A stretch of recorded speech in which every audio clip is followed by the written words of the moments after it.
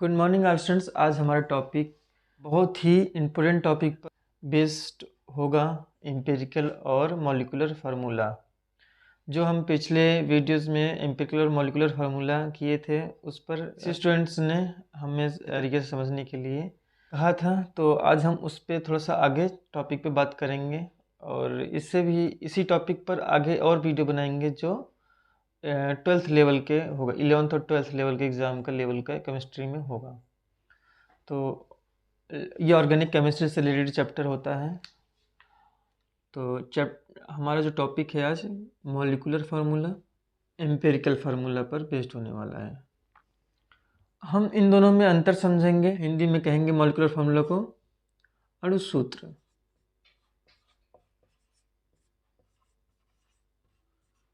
और empirical formula को English Hindi में कहेंगे समानुपाती सूत्र।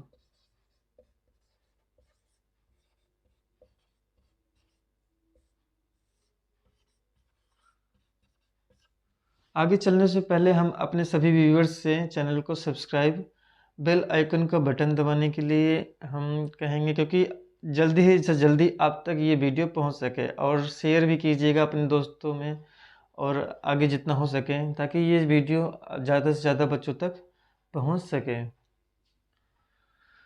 तो हम मॉलिक्यूलर फार्मूला की बात कर रहे थे और एम्पिरिकल फार्मूला की बात कर रहे थे। तो मॉलिक्यूलर फार्मूला जैसे होता है कि इसमें etch number of the each element आपको दिया रहता है, exact number of the each element. Element इसमें इस सूत्र में हमें ये पता रहेगा कौन सा एलिमेंट कितने नंबर का है, ठीक है। और एम्पिरिकल फार्मूला में कि इसमें रेशो में नंबर होता है, element in ratio of the whole number.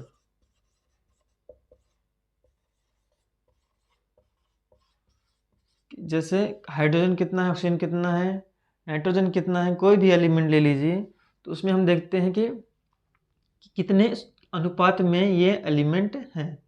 तो जो एग्जाम्पल के थ्रू समझने की कोशिश करते हैं। जैसे एग्जाम्पल में लेते हैं हम ग्लूकोज। ग्लूकोज का जैसे फार्मूला होता है C6H12O6।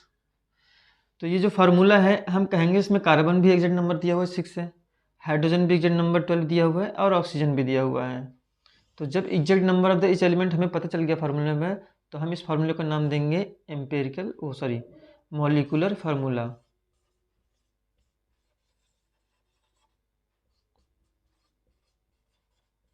अब मॉलिक्यूलर फार्मूला मतलब अणु सूत्र।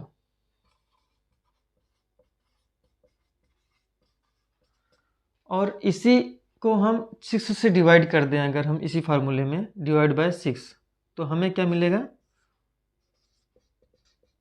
Divide by 6। तो 6 कार्बन भी हमें 1 मिलेगा, और हाइड्रोजन हमें 12 को 6 से डिवाइड करेंगे कितना होगा, 2 होगा, और ऑक्सीजन को 6 से डिवाइड करेंगे 1 होगा, तो होगा C1H2O1, मतलब CH2O। तो ये जो फार्मूला है हमें रेशो में पता चल गया कि इस किस रेशो में कार्बन हाइड्रोजन ऑक्सीजन 1:1 रेशो में है। जो रेशो होगा, जिसकी हम रेशो की बात कर रहे थे, ये इसी रेशो की बात कर रहे थे, तो ये रेशो हमें क्या मिल गया, हमें 1:1। तो इस फार्मूले को हम कहेंगे एम्पिरिकल फार्मूला।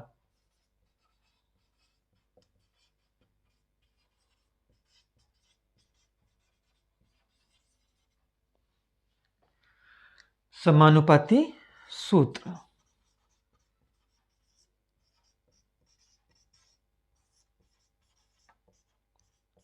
इसी एम्पिरिकल और मॉलिक्यूलर फार्मूला पे हम कुछ क्वेश्चन करेंगे, डिटेल में समझेंगे ये एग्जैक्ट इसको हम करते कैसे हैं। इन दोनों में रिलेशन भी देखेंगे, एम्पिरिकल और मॉलिक्यूलर में। एम्पिरिकल और मॉलिक्यूलर फार्मूला में जो रिलेशन होगा, एम्पिरिकल फार्मूला में जो रिलेशन होगा, molecular formula equal to n into empirical formula.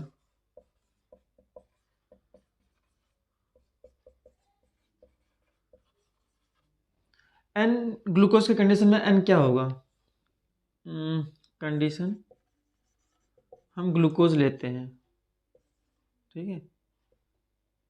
Glucose.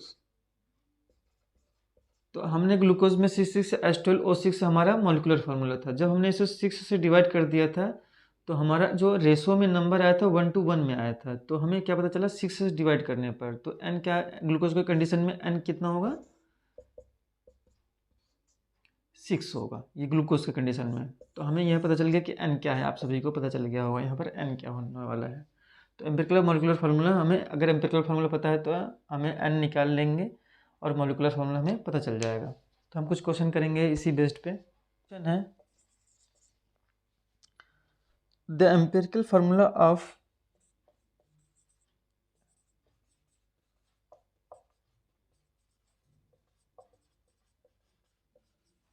formula is given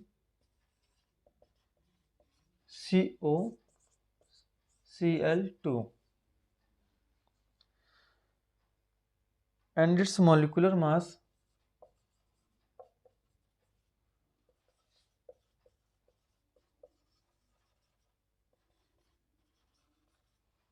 (90.00 U). Find out molecular formula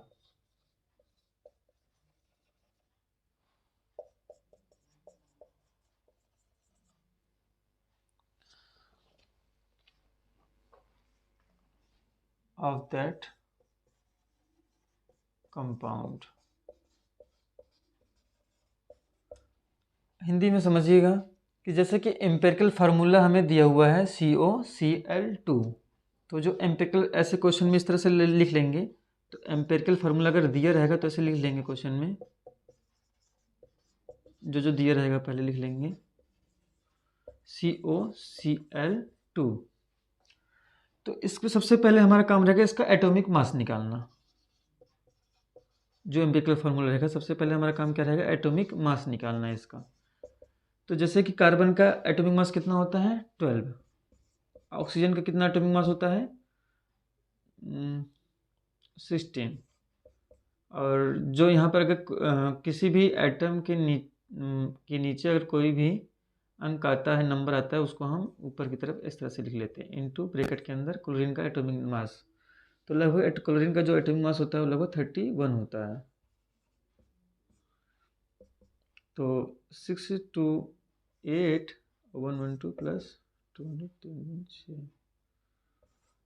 तो यहाँ पर 90 हमें मॉलिक्यूलर मास हमें दिया हुआ है। तो हमें फार्मूला पता था, molecular mass into n into empirical मास। और एम्पेरिकल मास को एटॉमिक मास भी कह सकते हैं, क्योंकि हमने इसका जो एटॉमिक मास निकाला था इसी का निकाला था। तो जब हमें मॉलिक्यूलर मास दिया हुआ है 90 unit equal to n into empirical mass का हमने फार्मूला दिया होता तो हमने मास उसका निकाल दिया, 90 आया। तो यहाँ पर n इक्वल टू क्या हुआ आपका 1। तो हम हर एक एलिमेंट में जो एम्पिरिकल फार्मूला होगा उसके हर एक एलिमेंट में हम 1 की मल्टीप्लाई करेंगे, तो हमारा आ जाएगा मॉलिक्यूलर फार्मूला।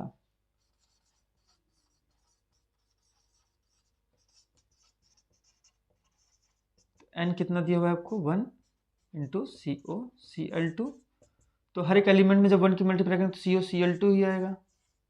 तो सेम एज जो आपका यहाँ पर एम्पिरिकल फार्मूला था, सेम आपका मॉलिक्यूलर फार्मूला है। तो मतलब ये एक पॉसिबल कंडीशन है कि एम्पिरिकल फार्मूला और मॉलिक्यूलर फार्मूला सेम हो। Is that like this condition? What is the molecular formula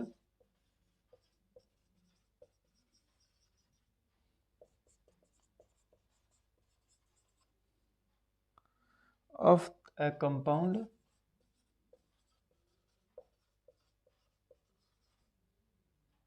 which has an empirical formula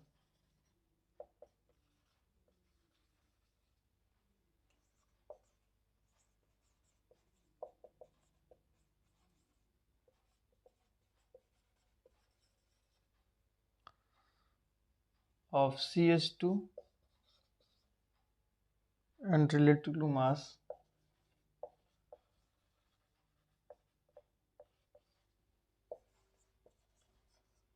of 70।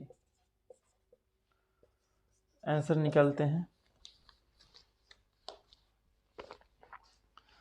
सबसे पहले हमने कहा था कि जो आपका एम्पिरिकल फार्मूला दिया हुआ है वो आप नोट कर लो।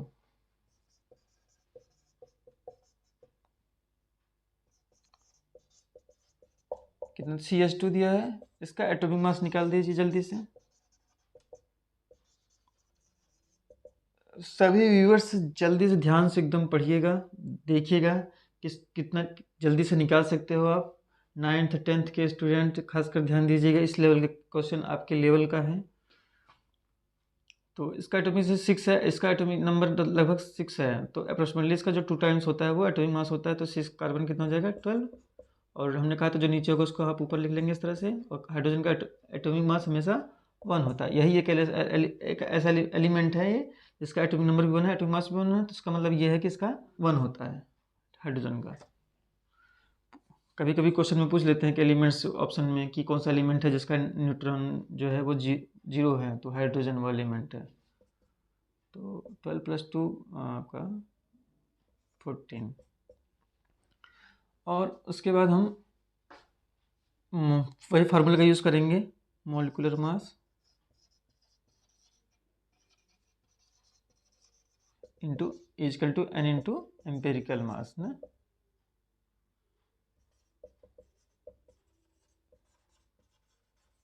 मॉलिक्यूलर मास जो दिया आपको कितना दिया, 70 दिया है। Equal to n into empirical mass जो हमने निकाला वो 14 है। n इजकल टू 70/14 डिवाइड करिए तो बचा 5 टाइम्स। तो 5 टाइम्स जब जा रहा है, अब देखिए यही अब एम्पेरिकल फार्मूले में आप n की मल्टीप्लाई कर देंगे तो n कितना है आपका 5 आया। इजकल टू एम्पेरिकल मास कितना, एम्पेरिकल जो फार्मूला था वो आपका फार्मूला क्या था, CH2 इसको ऐसे ब्रैकेट में लिख दीजिएगा। अब देखिए कार्बन आपका कितना हो गया 5 10। तो ये आपका जो हो गया कौन सा फार्मूला हो गया आपका मॉलिक्यूलर फार्मूला।